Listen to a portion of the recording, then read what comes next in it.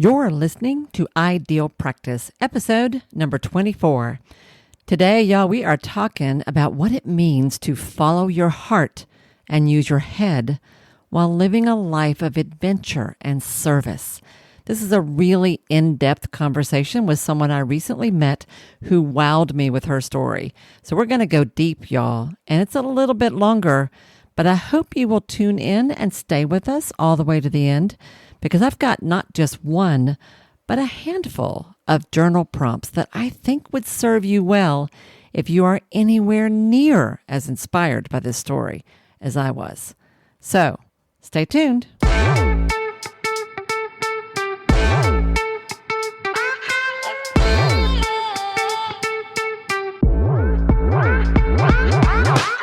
Hi, I'm Wendy Pitts-Reeves, and with over 2 decades of experience in the private practice world, I've built my 6-figure business while learning a lot of lessons the hard way. This is the first podcast that shows you how to apply the principles of energy, alignment, and strategy to build a practice that is profit-centered, but people-forward. This is the Ideal Practice Podcast. Hey folks, this is Wendy. Thank you so much for tuning in to another episode of the Ideal Practice Podcast.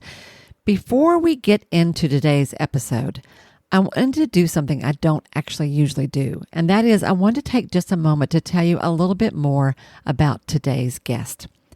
Amye Cole is a licensed marriage and family therapist in private practice close by where I am here in East Tennessee, and there's a good chance that many of you have never heard of her.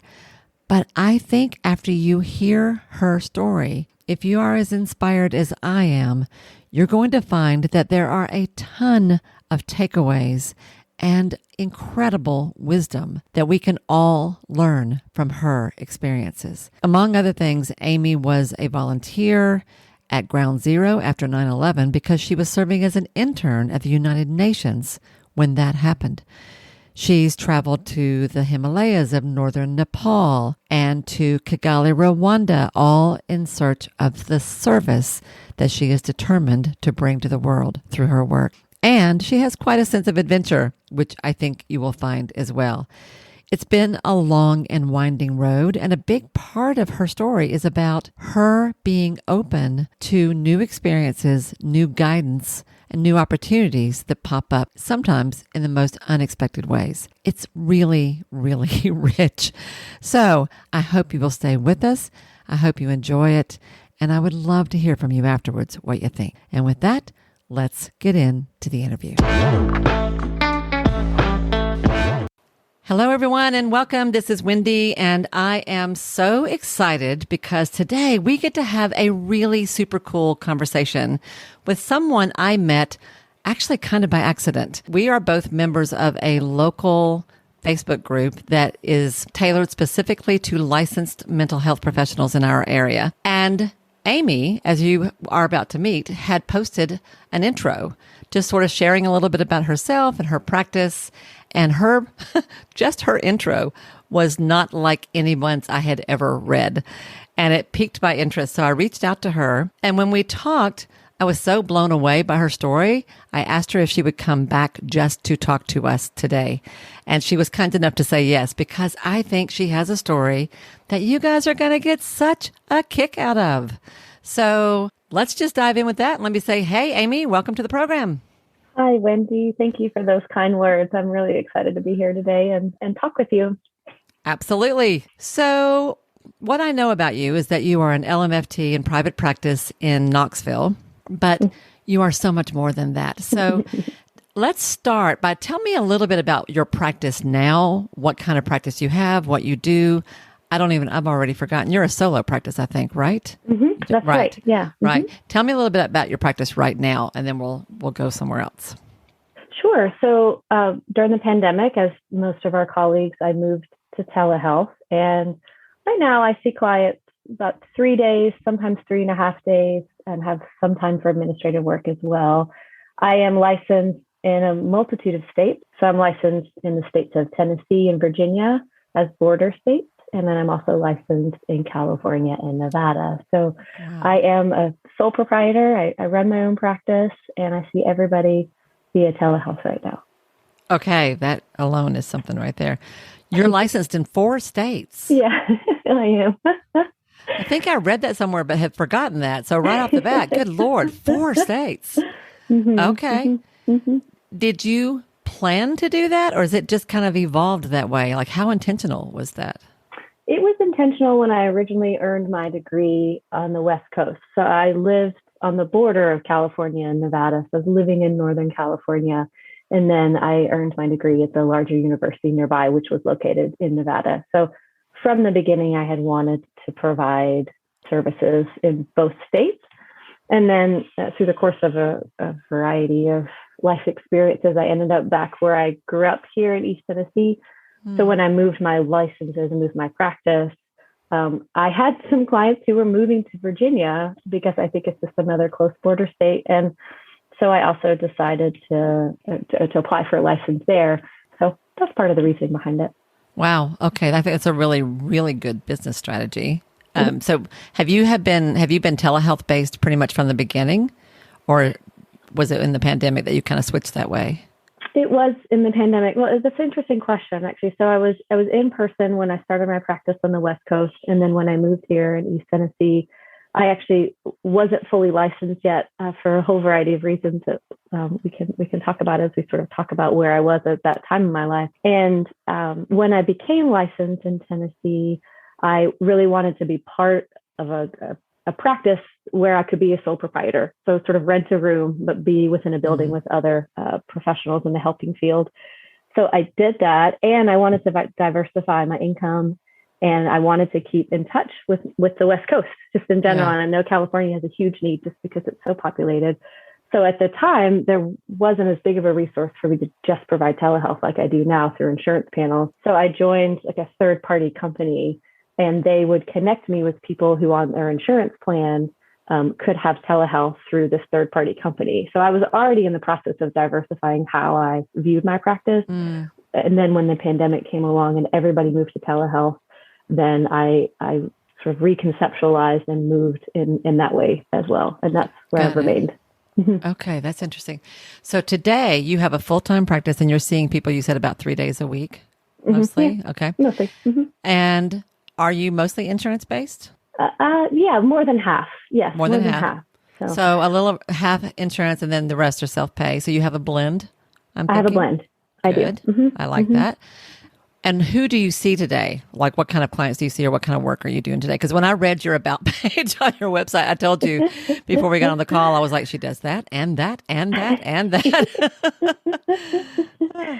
Well, yeah. So I am trained in EMDR. So I provide EMDR for people in a variety of capacities as far as what their goals are for treatment. So it ends up being a lot of traumatic experiences or maybe memories that are causing some emotional stuckness. But it can also be for other things. Some folks who've had some really deep fears and even some OCD type aspects of what they're struggling with. So EMDR is evidence-based and has a variety of different ways that it can provide some relief for people. So that's a major component of why people might come see me, and an aspect of therapy I love. Okay. I also have tended to see people who are really looking for a sense of connection. They've had some kind of sense of disconnection, either with their relationships in their life or maybe with themselves, whether that is some insecurities or some inner critic. Maybe they're trying to figure out their identity in the world and how they want to make meaning out of life. So those tend to be the folks I really enjoy working with as well, too. Awesome. Okay, good. I love that. I think at its core, connection is what it's all about, really, is where we always land, don't you think? Yeah. Yeah, agreed. The connection piece. And I love family therapy. It's something that now, of course, with telehealth, it can broaden so much for seeing, especially people who have maybe adult children, and maybe they're trying to kind of work through some things, and everybody lives in different places. As long as they all live in a state where I'm licensed, it works out really well. That's handy. So are you doing full family counseling on telehealth? Oh, I am. wow. Yeah. I love it. I love family therapy. I am really glad to know that because just this week someone reached out to me asking who to refer them to. And I sent them a bunch of names, but I don't think I had yours. So I'm going to go back and send them your name. That's very funny. I do want to kind of highlight that for a second because not that many people work with full families. A lot of folks tend to be intimidated by that, or they start off there, but they don't stay there. So I do think it's a treat and meets a need. So how did you get into, this is your second career, I understand, right? Yes. Right. Mm-hmm. Tell me about that. What did you do before? And how did you decide to become a therapist and to move into the mental health world? I'd love to hear that.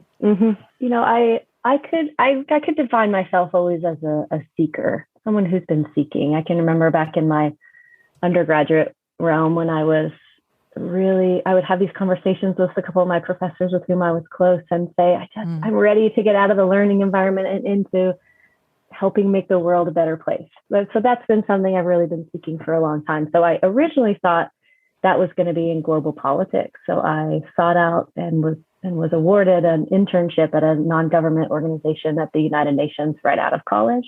Lived in New York and actually moved to New York at the end of August 2001, right out of East Tennessee. Yeah, so that was certainly a big shock to be living in New York at that time, and working globally at that time as well. So as internships can often do, it helped me learn that was not my calling, and that I really wanted to work more on a grassroots level or individual level than I did on a political one. Just was I think I was too heartfelt, too heart open for the world of global politics.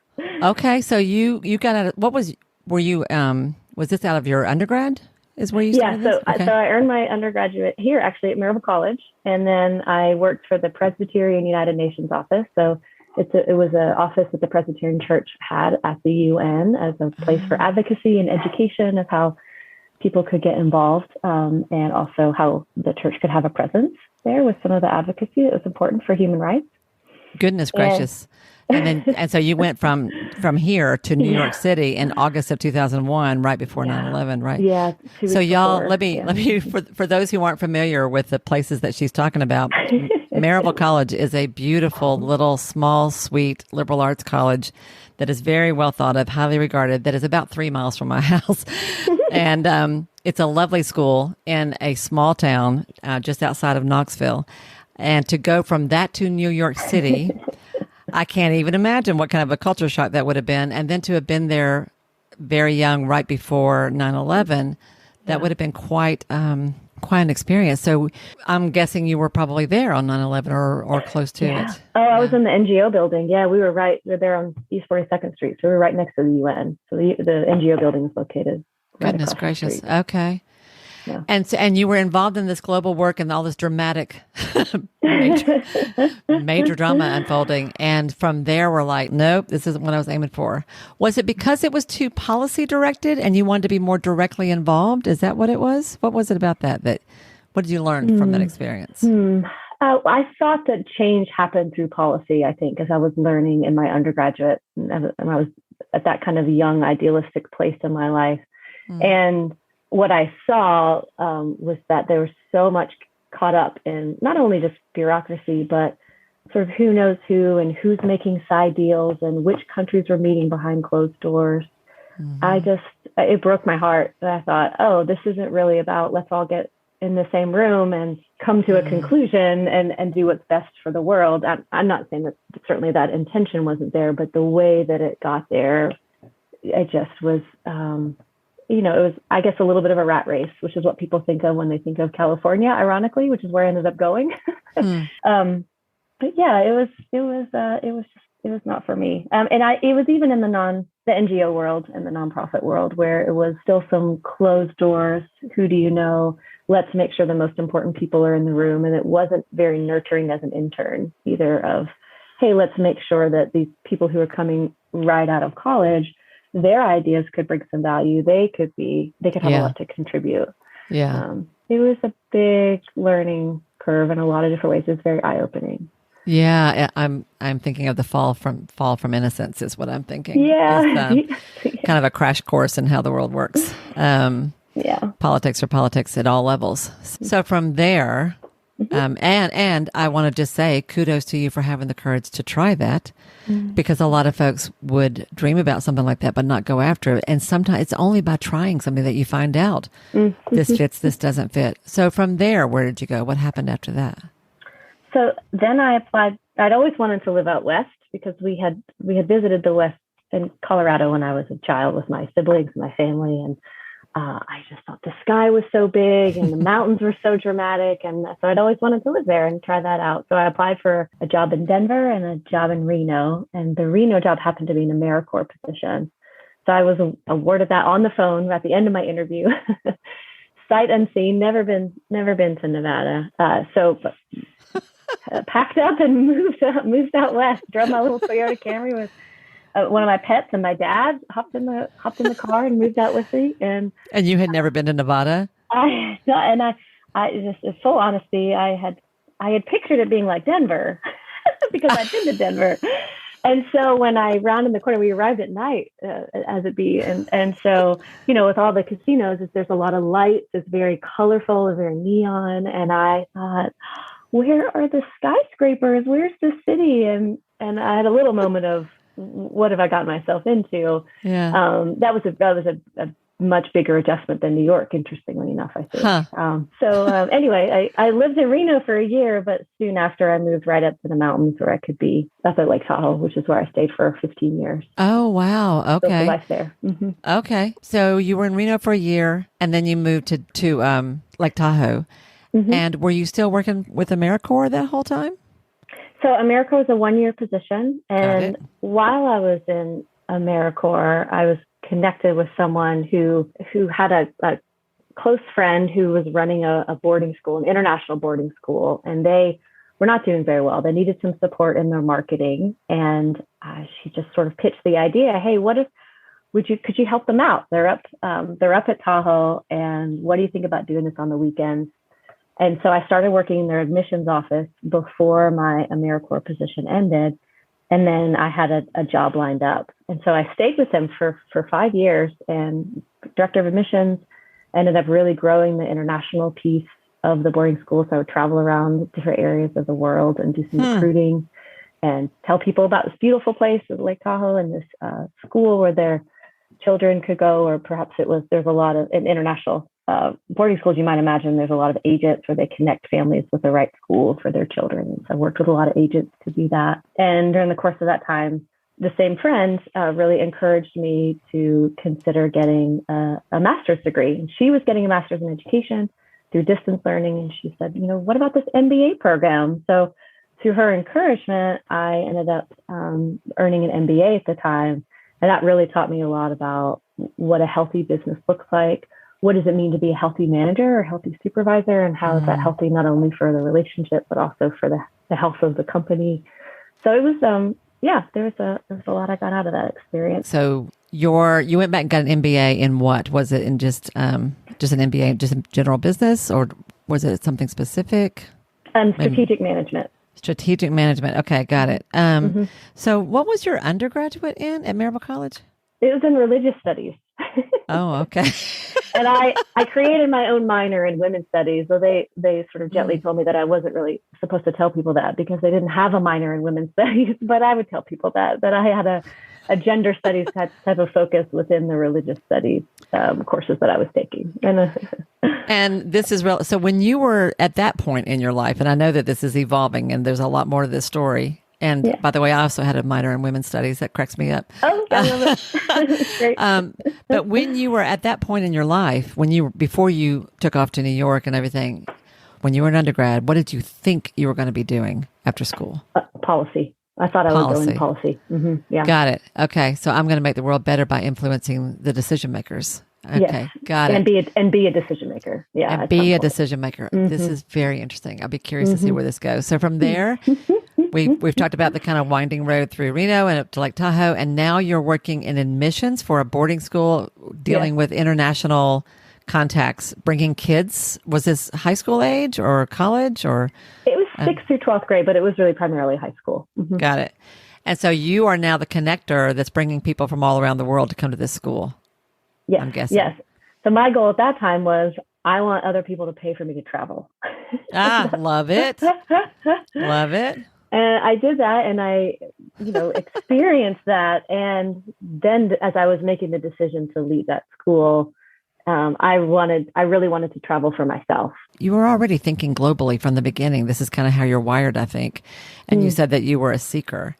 So have you always been a traveler? Had you always been interested in international travel? Yeah, that's a great question. Yes. And that travel influence really, I'm very fortunate, came from my family where, several siblings, and my parents really worked hard to expose us to different life experiences, including we did a lot of travel in a camper. In fact, my mom would take our RV to the local state park for 2 weeks during the summer. And I can remember my dad leaving in a suit from our RV to go to work. But she would be there at the park for us to feel like we were on vacation, even if we weren't, feel like we were in a different place. And then, as I mentioned, we also traveled out west in the RV. We did one trip where we flew. I'm so impressed by my parents and all they did for us. And when I was in high school, my French class had the opportunity for us to go to France. And so my parents found the money for me to do that. And that was just a really, really fun, incredible trip. And I learned a lot about myself and friendships and how fun it was to go to another culture and that sort of safety of a high school group. I love this. So I love every single thing you just said. So there's and a lot of it I can relate to also, but you were already primed to think that to be interested in other cultures, other ways of being. You were already primed to be a bit of an adventurer. You were comfortable being uncomfortable, if I can say it that way, right? Stepping into the unknown, figuring things out as you go, because I'm sure that had to happen along the way as you were doing all these things.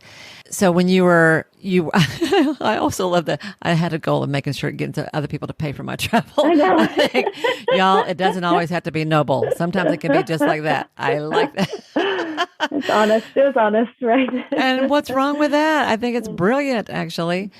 So you went back to school to get an MBA in strategic management. Why? What were you hoping to do with that? Well, I think this we might find as a theme as I talk about some really pivotal moments in my life and some decisions that I made. So this was really with the encouragement of someone that I trusted and held as a dear friend. She's more of a mentor figure.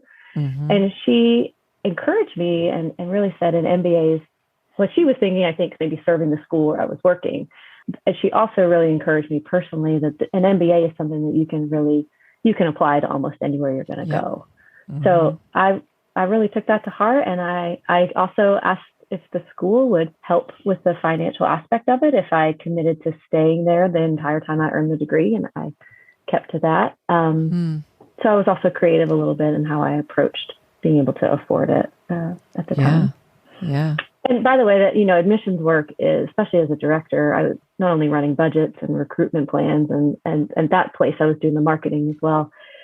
I mean, it was long days. Part of the reason why I ended up deciding to leave, I found that I was up late at night, really worried about different aspects of the school, whether it be enrollment for that semester or what the budget was going to look like. And I thought, I am spending a lot of my energy and really my deep work ethic that I think I learned from my family, worrying about somebody else's business.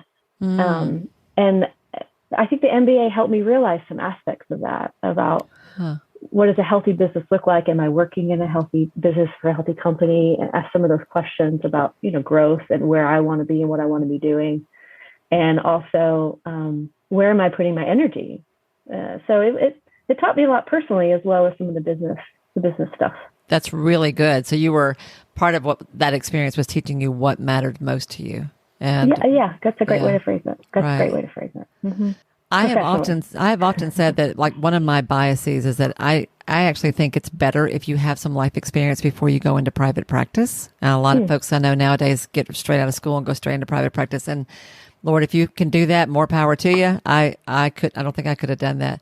But I think that as a business owner, I think the more experience we have before we land there, I sort of feel like the better it's going to go for you. So I love how wide open you have been about just sort of like listening to the voices that come along and then evaluating for yourself what's right for you. Is that a good way to say it, you think? That's beautifully put, Wendy. I'm gonna, when I listen to this later, I'm gonna make a note of how you phrase that, because as I've been reflecting on some of the important aspects and people throughout my life as pivotal moments before our conversation today, I was noticing that there have been just what you're describing, that there have been people in my life and that I have had this sense of openness to those people. And it's not that someone tells me to do something, I go do it. It's that people I trust say something that turns out to be the message I needed to hear. Exactly. And I was willing to step into the possibility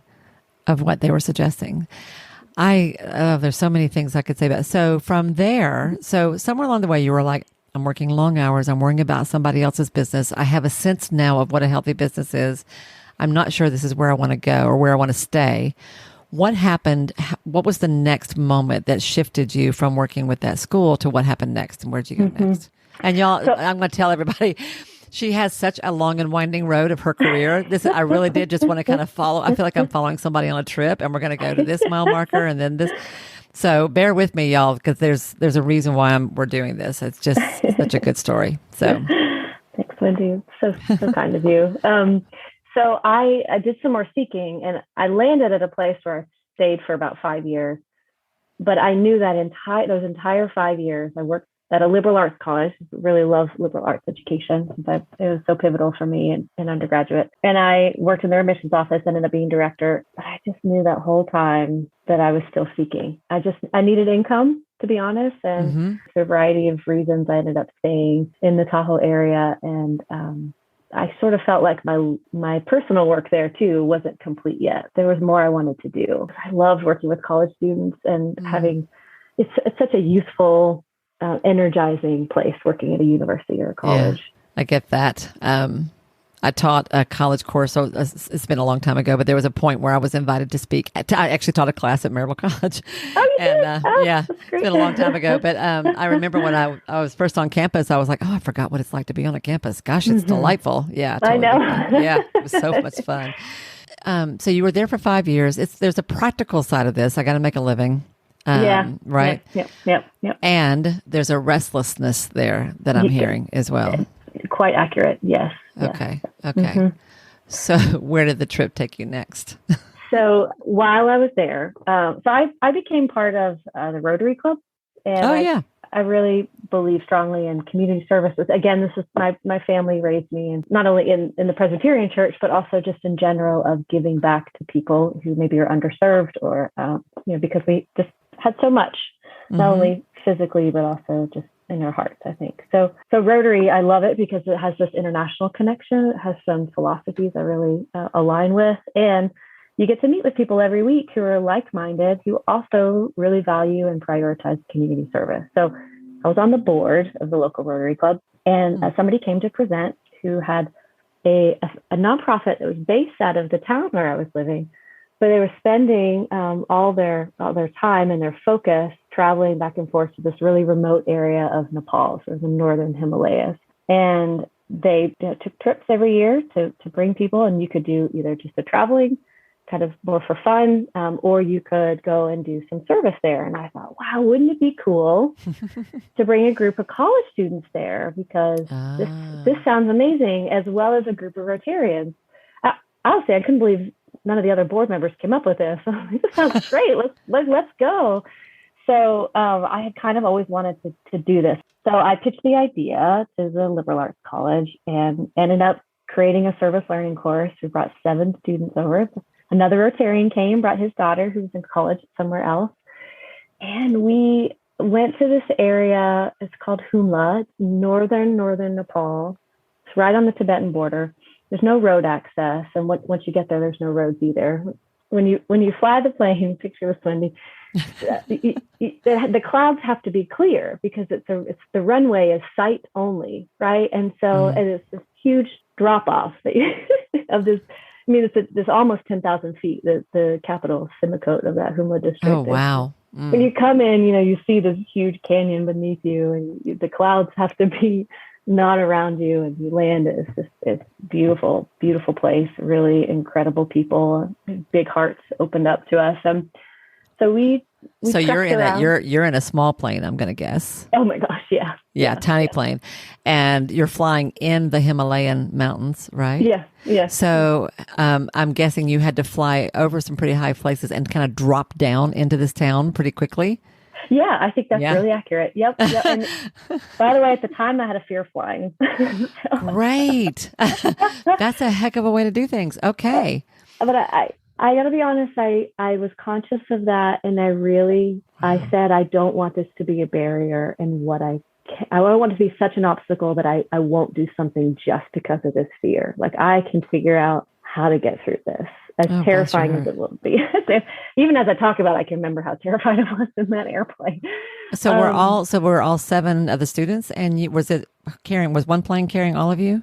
Yeah, we all got to sit in one plane. Yeah, she designed the person who runs the nonprofit. She's also the guide, and she designs the trip with a certain number of people so that we can all remain together in safe ways. And she does that often enough that she really has intentionality about that. So got it. So this is a plane with maybe 15 people or less, I'm guessing. Yeah, right? Yeah, exactly. Right. And had you? I think this is important. Had you ever been in a small plane before at all? Oh, tons. Tons. Okay, because of all the other travel. So you have a fear of flying, but you have been flying all along.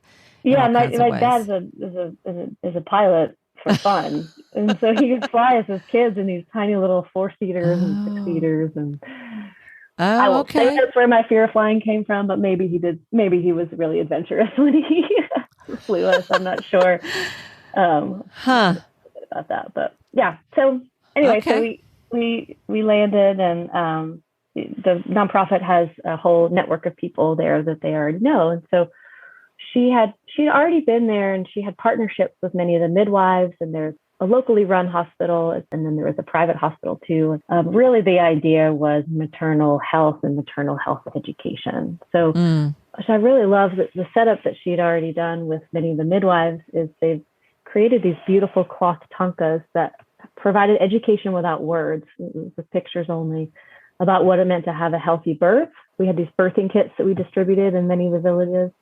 So it was about how to use these birthing kits in a safe and sterile way. And so they have a really high rate of infant death there. And some of it is due to not having a lot of access to clean and sterile tools, as well as clean water, and et cetera. So, so that was our purpose there, we trekked almost 200 miles. We went around all the way up to 15,000 feet, right? So my gosh. So were you on foot, or did you have? Oh, yeah. Yeah, it's all on foot. And we had the support of people who lived there. There's another company that she partners with whenever she takes these trips. So they provide some of the support staff. And I remember one morning, one of the support staff, who's now become one of my friends, he was their head guide.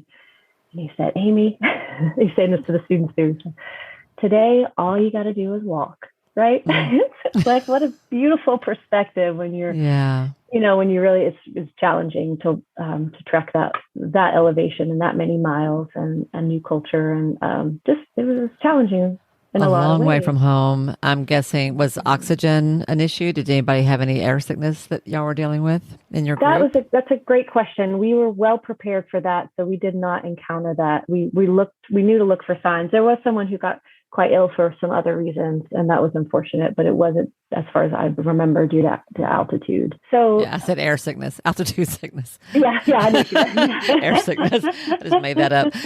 Yeah. So you were prepared for that, but you were literally hiking miles and miles and miles to reach these women. So you were doing maternal health. You were maternal education. I love that. So beautiful. And you were. Your group was hiking around to, I'm guessing, women who were living in the middle of nowhere up in the hills, essentially. Yes. Right. Wow. Yeah. And word would spread that we were there. We were coming. So people would travel over, and we had prenatal vitamins. We had these birthing kits and some other health supplies specific for women. And the midwives would come, and they would, of course, load up a lot, I should say, a better word for that, so that they could, when they were going out to delivery to even more rural places, that they could bring them with them. Some midwives travel a day or a couple days to get to women on foot who are giving birth, who are not located in these central villages. And also, word would spread that it was a group of people delivering somewhat medical supplies, right? So people would come and ask for medical support and medical help. So the guide from the U.S., she's also a nurse, and so she would make sure that she brought a lot of extra supplies for people that were seeking medical care too. And so she would, nothing by any means that was not safe and appropriate for her to do so, but even just some basic things. And then she would help encourage them to get to the hospital and, help provide some encouragement to do that too. It's like, hey, this is important enough. You need to have a professional take a look at it. Right. So yeah, it was. I remember some nights really in the evenings wanting to rest and her wanting to rest. But when people would come and they would say, is there a doctor here? And they would introduce her the guide, she would always get up and talk to people. And it was pretty admirable to see that. And raw. Yeah. Talk about being in the trenches. So you were, I would think that this could be a life-changing experience. How long were you there in Nepal on this trip? Oh, that's a great question. I think probably about 3 weeks. I think the total trip was 2.5, 3 weeks, including flights. And, it takes a long time to get there. And there's a lot of factors. And did you ever go back? Did you just do this the one time? Oh, that's a great question. So I did go back the next year because I wanted to go back without the college students. I wanted to go back. And so we went back. It was somewhat of a service trip. We were still going to bring supplies, but it was more about this particular peak that my friend who's the guide, we had just a real small group. There was 5 or 6 of us. She wanted to see if we could get up this peak that it was not often traveled, but the snow load was quite big, quite unexpected. They had a big snow year that year. And so we ended up not summiting on the peak and just doing some other stuff in the country. So, and then going to Thailand and spending a little bit of time there too. So, Wow. Okay. That was more for fun. Yeah. When you went back the second year, did you connect with some of the people you had met the year before? Oh, yes. Yeah. And I got to hear the Tibetan language too, because there are some folks, of course, right there on the border whose families are from Tibet and they had some Tibetan history. And so they brought over the language there in addition.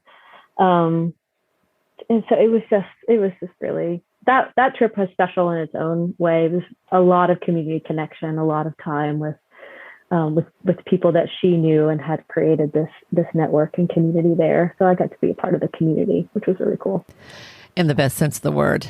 And isn't it something how you can like literally land someplace that you can only get to by plane with people that you can't understand, who you might as well be from Mars for all they know about your life, right? And have such in what feels like this giant gap, and yet you can connect so quickly, and before you know it, they feel like family. I've had that experience myself in some of my own travels, so I know what that's like, and it's rich and beautiful. And I said raw because to me, this kind of travel, this kind of experience, whether it's service oriented or not, this kind of travel has a way to me of helping you kind of remember what matters most and sort of strips away all the extra stuff to what the core is of what's important, it seems to me. Does that make sense? Yeah. Yes, it certainly does. Yes. Which really, I mean, it's very apt you bring that up because in the evenings we were having dinner and afterwards at nighttime, we were just sort of sitting with one another before we went to sleep and rested our feet. I remember really wishing, almost longing for tools to really provide some support to facilitate and to help guide some conversations to debrief what this trip was maybe meaning to the students, to the college women who came. And I went sort of when the trip ended and when we were flying home, I was sat by the window. I can still remember, I can picture it and remember this moment of clarity I had, this very calm moment where I thought, it's really time, Amy. It's time for you to seek out like what your calling is, what you want your career to be, because I wanted so much to be a presence for these students. And I mean, I won't say I felt like I let them down, but I certainly feel like if I'd had the tools and maybe the way that they enriched their experience in the moment could have been deepened a little bit more. So, you mean in terms of like processing the feelings that they had, the ahas that they were having? Yeah. Well, that's where I was going to go next, is what kind of impact did this have on the students and on you in terms of both in the moment as you're meeting these people, as you're trekking up these steep trails, and, on the way home as you had to leave them behind and come back to the Western world. What was that like in terms of like, what did that stir up for your students and what did it stir up for you? I didn't get a chance to have those deep conversations with the students, and I think that's a loss. There's some other aspects that were happening that sort of distracted the group when we got back home, and so we didn't get a chance to have some of the debriefs that I had hoped for. And so I know that this is the beauty, by the way, of social media, because I know social media has a lot of different aspects to it, but this is the way that social media does what it's supposed to do, is because I still can keep in touch with some of those students and hear what their life is like. And some of the people I met in Nepal became Facebook friends with, because that's even some of the monks we met are Facebook friends with some of the monks. Isn't that? I mean, it's Tibetan monks and Facebook friends. I mean, just, it's really, that's a way to stay connected with people throughout my life. That's really meaningful. So for me, I had my own reflections and my own processing, but I felt like we probably each did that individually, or maybe they did it among their friend groups. Right. But I didn't get to be a part of that. And that's a loss for the group. And it was a learning. It was a learning experiences. Right. Yeah. So what happened from there? Like, how did that influence you and where did you go from there? Because so that was the first thing that you did that was like you created something. That was the first time you created something. And all the other things you're talking about, you stepped into something that was like, I think this will work. Maybe it'll work. Maybe it won't. I don't know what I'm going to think about this, but we'll try it. And along the way, your skills were growing as your understanding of business and the way to manage the money of something, the way to manage a big project, the way I'm guessing that your leadership skills were in all of that was kind of coming along. But that trip to Nepal was the first time that you had an idea and you're like, I don't even know how to do this, but I'm going to do this. And you created something. Yeah. I love that. And so where did you go from there? Well, I got some ideas of I had some specific goals of what kind of career I wanted. And I wanted to make an impact, and I wanted to be trained in something. I felt like, my humanities undergraduate and then my MBA, they're so general, even though we think of MBA as being trained in business, so to speak. I really wanted to get some specific vocational training. So I knew. Because you didn't have enough with a master's degree and undergraduate degree and a ton of experience in all those kinds of places, which is also what women do. I'm just going to say, we always feel like we don't know enough. I don't have enough degrees. I don't have enough letters after I don't have enough certifications. I do love learning. I'm certainly embrace the term lifelong learner. That's an aspect of myself I love. So I narrowed it down. Are you ready for this? I just you're going to crack that up at this, Wendy. So I narrowed it down to social work, therapy, and law school. Of course, those all go together perfectly. I totally get that. Why not all three? I know. I did something that my dad had always encouraged us to do, which is, talk to people, right? I talked to people who were social workers. I talked to people who were in aspects of law that I thought I might be interested in, that I thought would make an impact. And then I decided to go to the university and talk to the program chair of school counseling, which happened to be the same place where the MFT program was also. The person I met was the director of school counseling, the program chair. He was so dynamic and he had such energy. And I just thought, I really want to learn from this person. And he ended up being my supervisor at one clinical rotation for a time. And I would dub it sitting with the guru, because we would go and just sit with him and learn from him, because he had some of the same curiosities that I do about making meaning in life and really looking for who are we in the world? How are we in the world? And how do we relate to each other? And just his excitement and care for me, just having an interest interview really was very touching, very touched my heart. So we came up with this plan, right? Because I said, well, like all these career goals, there's a specific way that I really want to have my career eventually. And really being a therapist, being a psychotherapist meets that more than school counseling. Okay. And he said, well, give it a shot, right? And the program at the time was quite competitive. And I didn't have any mental health experience. And so he said, what if you apply for the school counseling program and because of your educational background, right? I worked in education for almost 10 years. Right. And then you could take some MFT courses and see what you think. And then you can really, decide once you get in the program and get a little bit more understanding of how they're different and how they're similar. And he also said, go ahead and take some courses so some of the professors could get to know you, which I thought was really great advice. Clever. I'm glad he did that. Yeah. So this was all happening in 2011, 10 years after New York. And so that spring 2012, I took 2 courses. So I was working full time at the liberal arts college still. And really I just knew I was taking those courses. I was like, this is home. This is it. Yeah, this is where I want to be. And applied for the program and made all the preparations to leave. And I ended up giving my notice at my job before I knew I'd been accepted in the program. There was like a week or 2 weeks there where I didn't know, but I took a leap of faith and I was really, really grateful and fortunate that I was accepted to the program and started that summer. I love it. So did you do what he said? You went into the school counseling and then worked your way over? Is that how that happened? So I did get accepted to the school counseling program. And after I was this would have been the fall. So this would have been my first full semester. I became, of course, we have a cohort, right? You have a group of people you move with. And there was, in the intro class, the cohort is both school counseling and the MFTs and a couple of the different courses. And I became close friends with somebody there. And I told her, I was like, my plan is to become a school counselor, be licensed, earn some income, and then finish my MFT on the side and eventually grow that aspect. And she looked at me and she's like, but then we wouldn't be in the clinic together at the same time. I mean, really, like very, very basic stuff. And she's like, why? But I want to hang out. Yeah, I want to hang out. I want to go through this process together. I want you to be in my cohort. She's like, why don't you just see if you could do it at the same time? And I thought, wow, why not?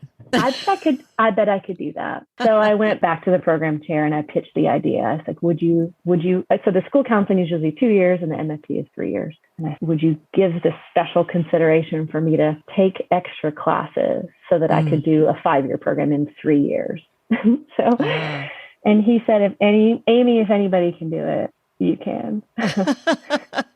He really was an impactful person, really believed a lot in me. And really that goes back to that openness, right? I think about my friend and I've thanked her many times. I don't know what my career would look like now if I hadn't done that, if I hadn't gone ahead and gotten all the coursework and the hours and the practicum, so that then when I was graduated, I had this particular really incredible supervisors and this internship, and really everything fell into place. Once you got clear on what you wanted, everything lined up.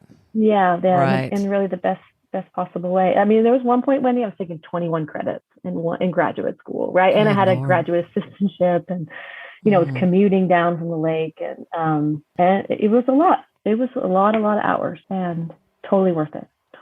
And so I knew in the moment, it's like, this is going to be worth it. I'm glad. So there were some times along the way when you were working your butt off and not getting a whole lot of sleep, I'm guessing, and thinking, if I can just keep putting one foot in front of the other, like hiking a really steep hike in the Himalayas to find your way to that little hut that's on the side of whatever at 13,000 feet. I think it's going to kill me, but maybe not. I'm just going to keep going, right? Yeah. The view is worth it once you get there. And so is the difference that you get to make. So I can totally relate to that. There was a time when I was in graduate school when I carried a lawn chair in my trunk because I would drive from my town to Knoxville, go class in the morning, drive to another town to do an internship in the afternoon, then drive back to another town to work at a hospital at night.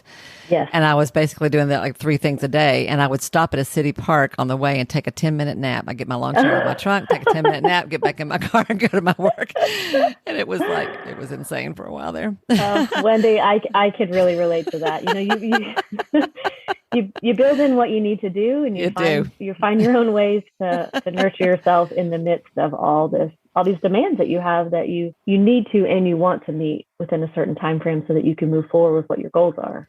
Right. So building a life that you want and building a business that you want. I'm all about self-care. And nowadays, a lot of people talk about it, that it's not all about the hustle. And there's truth in that, but there are periods, there are seasons in your life when you just need to push a little harder for a while and you're going to be tired for a little bit. But if you're lucky it will be short-lived. And there's a definite goal at the end, and then you can sort of catch up on your rest and move forward from there and modify things a little bit going forward. So I want you to know that as we're talking, and I want to say this to folks who are listening to this, there are all kinds of little gems that are coming out of this that I've started making a list of, because I think rather than talk about them as we go, I'm just going to pull all this together at the end, because there are so many great lessons here for how to find what you love, how to develop your skills, how to expand your experience in the world, and how to show up in a bigger and bigger way that is true to you, not true to anybody else, true to you.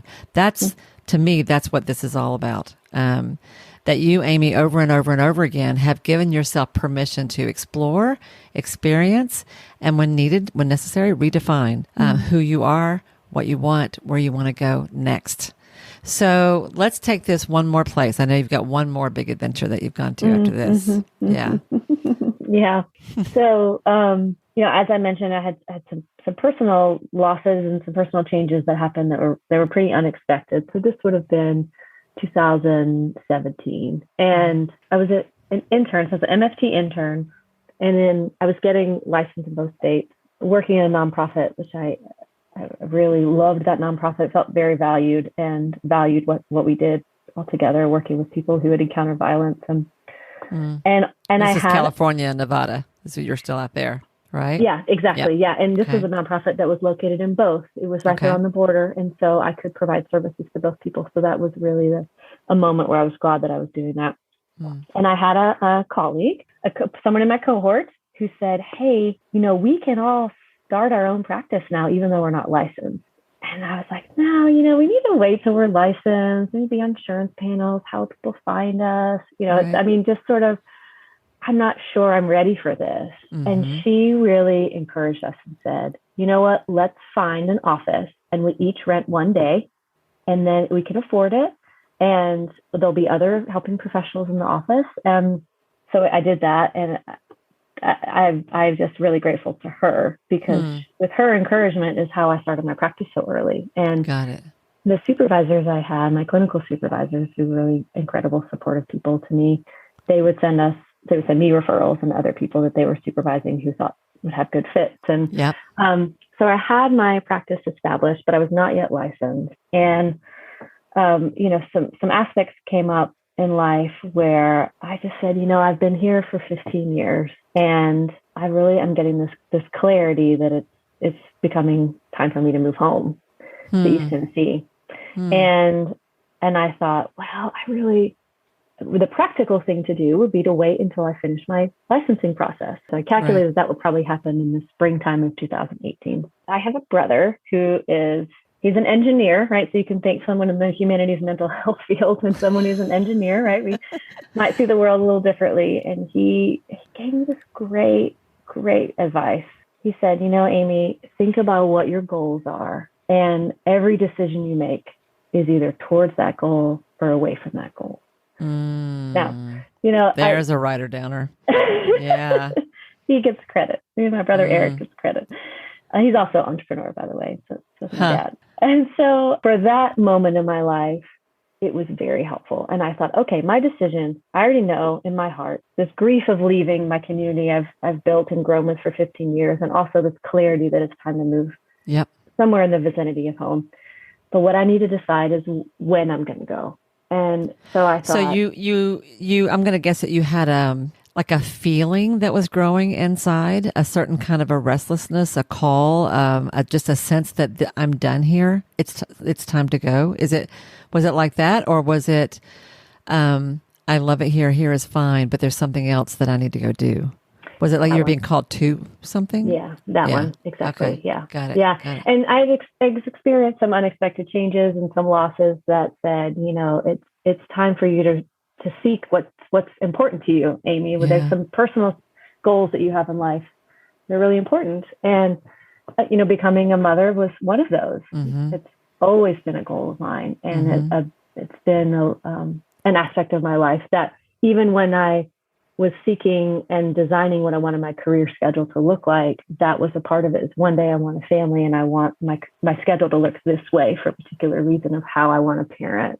Right. So there was a lot happening in that realm. And I thought, the last time I had a big decision to make, I did an international trip and I had a service component, and that gave me a lot of perspective. So what if now I have this I found my professional calling. I have this settledness into who I am as a professional, but there's this personal seeking I'm still doing. So what if I found a trip that... Wait a minute. I'll put a pin in that. Yeah. I love that. I love that you are, and you've mentioned this a couple times today, but I didn't ask you about it. And I'm not going to ask you now, but I want to point out that there was a dual development going on here. You were developing professionally, you were developing personally. And at all stages of the journey, what I hear you doing is constantly asking, what do I want professionally? What do I want personally? What do I need professionally? What do I need personally? And I want to sort of highlight that for a second, because I think we tend to split those into two different worlds, like they have nothing to do with each other, and they have everything to do with each other. Our business life, our professional life, and our personal life are all intertwined because we are who we are everywhere. And I think one of the things I love about being an entrepreneur is that it challenges me in all kinds of ways. I've started saying lately that running a business is just a different kind of therapy, because it's like shows your stuff up, right? And you have to deal with it. But you were growing in both of those ways at all times and constantly reevaluating where you were. And I think that's beautiful and rich and wise. And I want to encourage people who are listening to this to pay attention to that and to ask yourself, am I growing personally? Am I growing professionally? What's missing and what do I need to do next? Do I have a restlessness inside? Is there something inside that says I'm kind of done here? Is there something inside that says there's something bigger I need to do, or just something different I need to do? What is that and what's it about? Pay attention to it, because once you give yourself permission to even entertain that question, you never know where it's going to lead. So where did this lead you, sweetheart? Well, and I want to just add to that, Wendy, because you really encaptured that so beautifully, that it was also in the same breath I was having some restlessness and some realizations and asking those questions. I was also really happy. Yeah. I had a lot of gratitude for where I was living, for how my lifestyle was, for how active I was. I had finally found this really rich group of friends, this community who we could sit down and have existential conversations all the time about meaning and who we want to be in the world. And then, hop on our mountain bikes and go up to the top of a peak, right? It was just really a really enriching group of people. And so in our profession, we can often talk about holding more than one thing at the same time. Yeah. And that was a time in my life where I was doing that. Yes. And so because I was asking these questions, I thought it's time for me to get some perspective. So, another moment I can really remember sitting in my car outside of my practice office. And I thought, way back when I graduated from graduate school, when we took comps, they invited us to also take the national counseling exam and to become a part of the NBCC, the National Board of Certified Counselors. And a lot of people had a lot of opinions about that. And I sort of came down to the conclusion of, why not just take a second exam? I'm taking comps and there's a lot of similar material on there, because I want to be able to give myself choices. So I don't know what's my path is going to lead me down.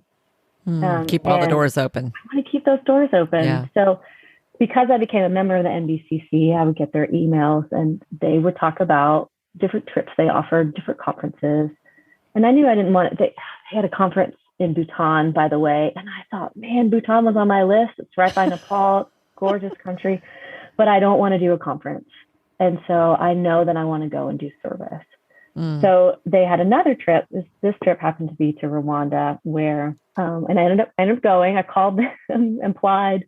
And so it was a group of mental health professionals from here in the U.S. And we traveled over and we met with mental health professionals who were Rwandan and main universities there in the capital.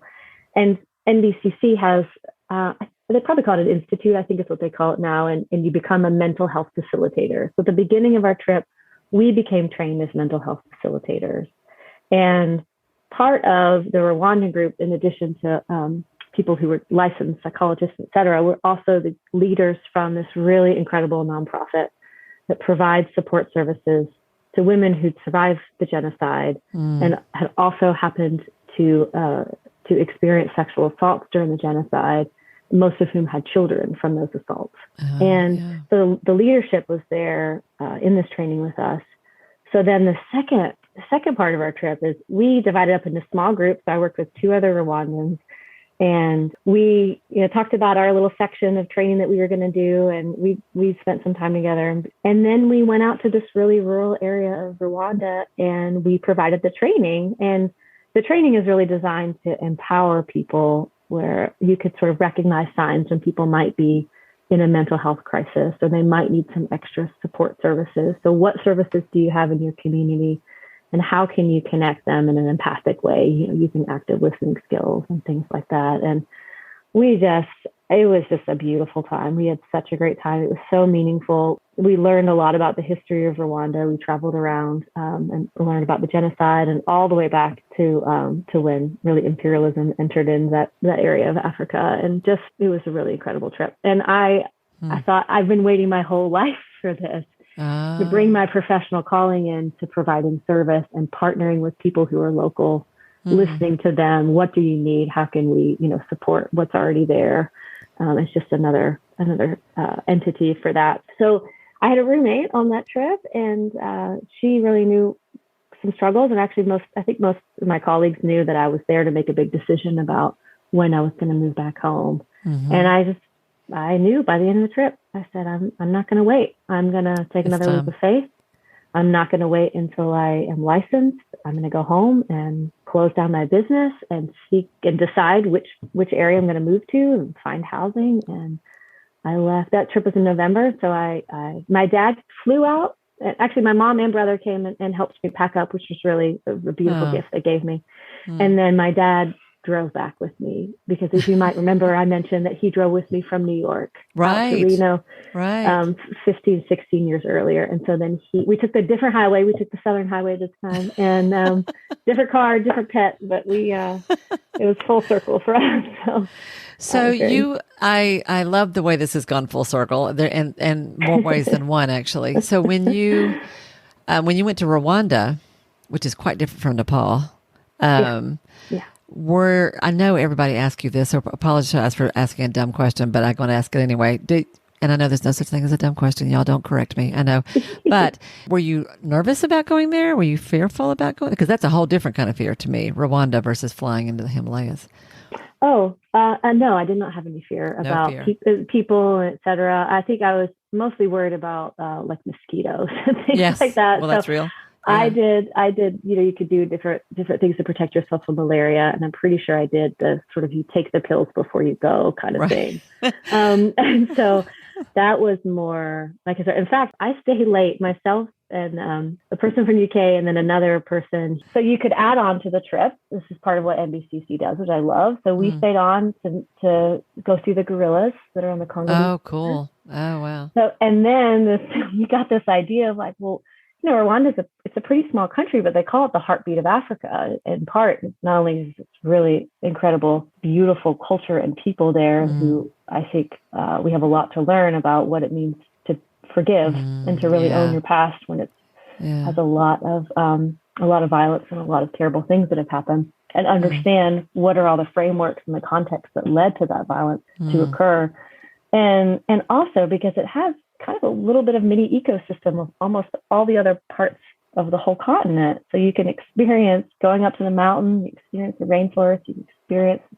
more sub-Saharan. And so we stayed on and we did a trip. We traveled over the whole country, which it's a pretty small country. So, it only took a couple extra days, but we got to see the chimpanzees in the wild. And I love that you blend adventure. You are obviously are called to nature, and that you sort of. I love that you indulge that part of yourself as well as the service work.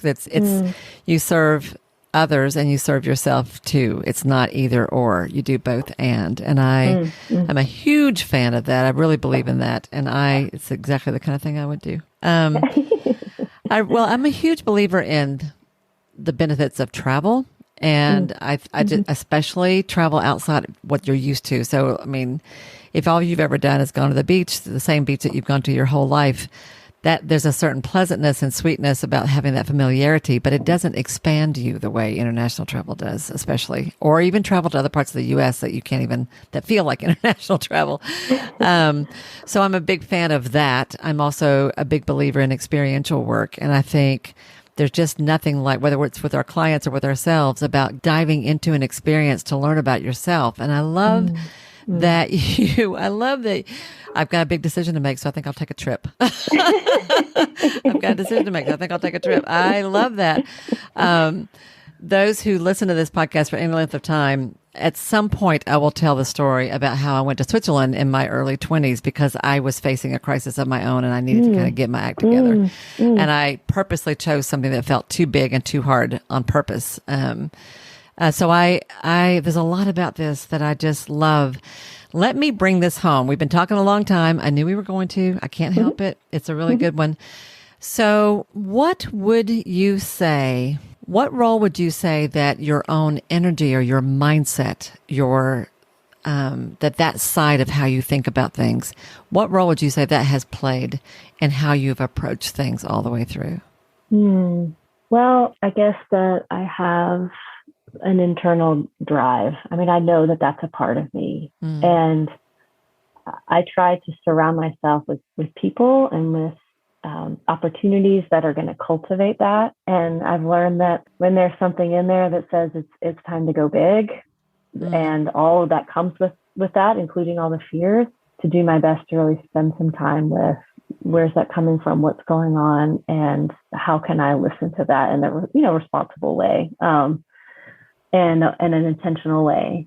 And I was thinking as I was preparing for today, I thought, I really run my practice the way that I live my life. Or at least that's my intention too. That's what I strive to do. I strive to run my practice the way that I live my life. I really want to cultivate the curiosity in others and look for places that they can find meaning and make meaning. And I want to have meaningful clients and meaningful aspects of connecting to the community and connecting with others, and really, bringing in my client-centered foundation from Carl Rogers, which is being an authentic, congruent person. Yeah. And because I really want to live an authentic kind of life where I am who I am, and the people with whom I surround myself with, friends and et cetera, like we lift each other up, and our free time is so precious, right? And that's part of my self-care is how I spend and with whom I spend my time. So, which brings me back to community, which is where we started. You wanted to facilitate connection with your clients, and you have done that in your own life in all kinds of different, and literally around the world. You have fostered and explored and created connection in a really pretty amazing way, and I love that. So, which is a perfect place to pull this together. So, I was going to say, how has all of this influenced you as a clinician and as a practice owner now? But you're already speaking to that. I love the way I live my life is the way I run my practice. I love that. And your clients, the people that are ideal clients for you, the people who resonate with you, will be people who are drawn to that message, who also want to live a bigger life or a richer life, a fuller life, a more authentic life. And you model that. You model so many things, Amy. I want to point this out, guys, because where do I want to go with this? How you live, who you become as you run a practice and as you evolve as a human being and as a practice owner, it's going to be a messy, curvy road, and you never know where things are going to take you, nor do you want to know, because I think when Amy just mentioned curiosity and being willing to explore, like just being open to that, if you are open to that and willing to step forward, even in a small way, towards something that perhaps feels a little scary or a little unusual or a little like, I don't know, this seems a little crazy, but it feels right in some way. If you are just open to the voices, the experiences, the opportunities that come along, and are willing to just step through a door here and there, you never know where it's going to take you, ever. Would you say, Amy? I mean, I guarantee you when you left Marable College, you didn't think, I'm going to go to Rwanda one day and work. Like, what? I think you will be a much better clinician by having had these experiences, because no matter who you are sitting with, you can put yourself in their shoes in all kinds of ways just because you've had such a wide breadth of experience along the way. You've been in plenty of scary places. You've been in plenty of hard places. You've seen suffering up close and personal. You've also seen healing up close and personal. And I just think that you will be, even in a small southern town with a small, with whatever your practice looks like, you will still impact lives in a dramatic way because of who you are and what you bring to the table. So as you've been talking today, I just want to sort of highlight some of the themes that stood out to me. One of them is that I want to point out to you guys, in the beginning, Amye had a big idea. I want to change the world, and I'm going to do it in this big practical way, which is through policy. And that is real. That is important. That is practical. And if I could convince any of you to run for office, I would like to have that conversation with you. But what you did, Amye, first was you stepped into situations that were already in existence, that were slightly outside of the norm or slightly way outside of what you were used to. Moving to a different state, to a different type of environment, from rural to urban, from south to north. But you stepped into things, and just what I think was important about that was just try it. You have nothing to lose. Just try it. You'll either love it or you'll learn something. Either way, it's going to be fine. If there's something you've been curious about, an experience, a type of work setting, a type of a population you want to serve, or a place you want to be, whatever, just step into it. And if it's a little too scary to kind of dive in on your own from the beginning, find something that's already in existence that you can kind of plug in as a job, an internship, whatever. You start with that. And from there, eventually you begin to create your own experiences. And I kind of wanted to highlight that too, because a lot of folks have ideas. I'd really like to take people here. I'd really like to try to do this with folks. I'd like to create a group, run a workshop, offer a retreat, take people to the beach.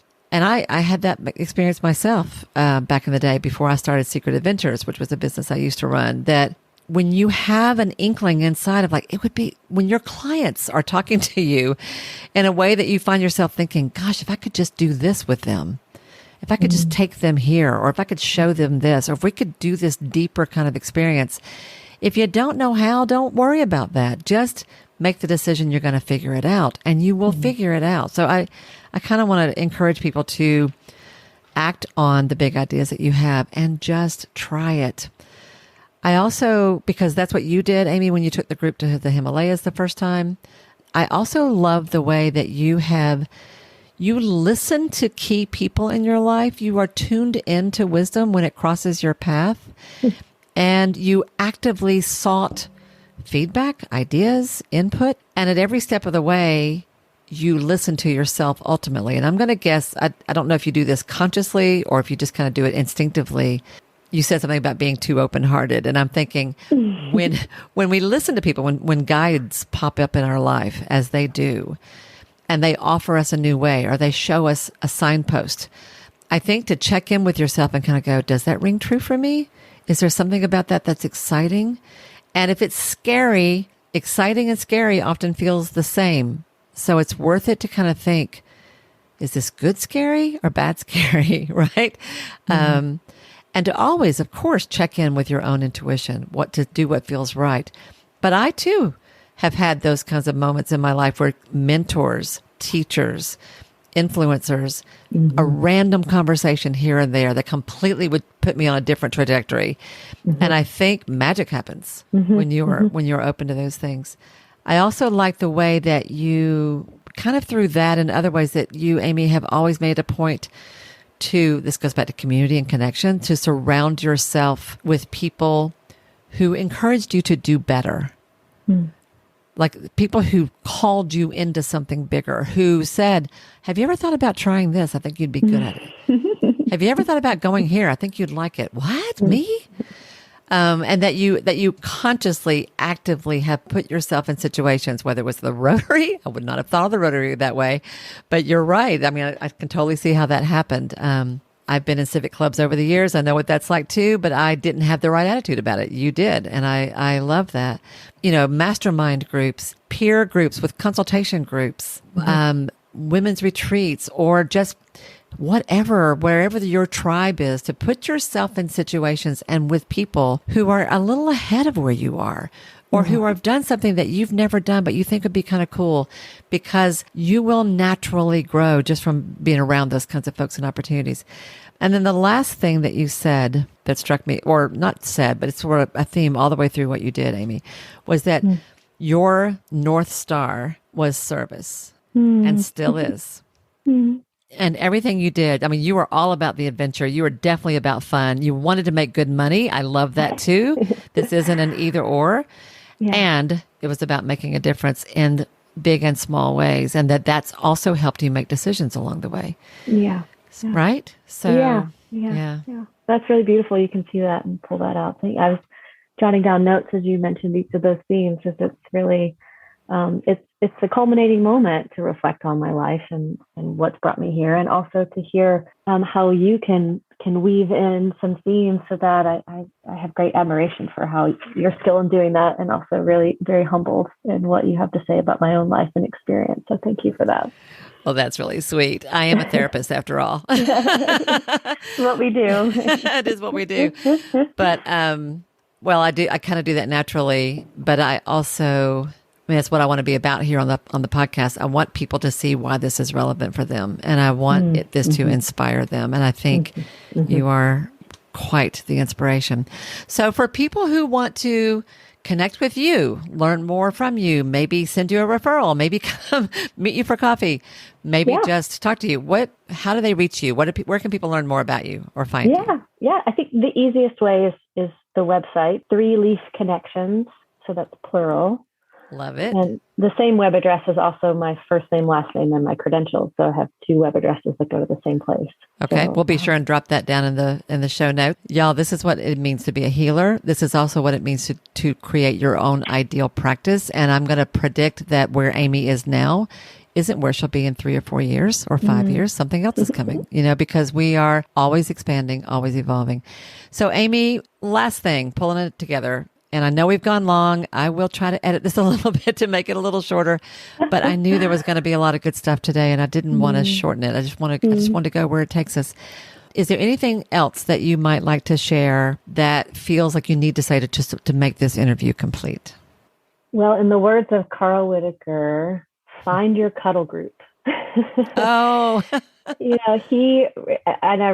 love that word, right? In that it's not just clinical consultation and case consultations of why it's important for us to have colleagues, but really other people who are in this field, in the profession, who can understand all the emotional aspects of it, all of the business aspects of it. Should you choose to be an entrepreneur, or even if you choose to work for someone else, there's really a particular relationship that can be, anyway, more than that. I still keep in touch with 2 people who were actually not in my cohort, but they were in a different cohort when I was in graduate school, and we became close then, and then now we're much closer. And it's different than my clinical consultation groups, where yes, we certainly have cases that we might talk about and ethical stuff that comes up, but we also talk about how are you doing with your business? How are you doing with what's personally important to you? And is that aligning with where you're going professionally? And another person, and it's 3 of us, and she was interviewed at a prestigious magazine, and she got a chance to talk with me before then, and I could provide some encouragement and help her come up with some ideas. And so before this interview, I talked with them about kind of what was important to me to pull out, and they helped me hear a couple of themes too. So it's just, that's an invaluable part of me being a solo practitioner, just a practitioner in general. In the field of psychotherapy, is having camaraderie and having colleagues who I can relate with and be with on a pretty deep level. Love it. Find your cuddle group, people. Find your cuddle group. That's a phrase I haven't heard in a very, very long time. That is beautiful. Thank you, Amye, so much for being here with me today. Thank you for telling the whole long and rich story, and for allowing the rest of us to be inspired by your experience. It's really been beautiful, and I appreciate it so much. Well, thank you, Wendy. This has been such an enjoyable conversation, so thank you. Wow. Wasn't that something? It's just amazing to me how Amy's life has unfolded, and I can't wait to see where she goes next. Just wanted to pull this together. I know I said this a little bit during the interview, but let's pull it together. There were 3 specific themes that I heard in Amy's story. Number 1, be curious and be willing to step into your big idea. Whatever it is, just try it. Number 2, be open to the wisdom that crosses your path while listening deeply to your own intuition. And number 3, surround yourself with people who are where you want to be, or who are at least slightly ahead of where you are, because you will naturally expand as those relationships call you forward. Such good stuff, all that is. So I promised you guys a journal prompt or a couple of prompts to help you sort of take this home and think about it for yourself. And here they are. And you are welcome to rewind this, listen to this when you've got a notebook by your side. I wanted to just offer a couple of things for you to write about and think about as you process these concepts for yourself. First of all, ask yourself, when have I felt restless inside? What ideas or longings are calling me forward?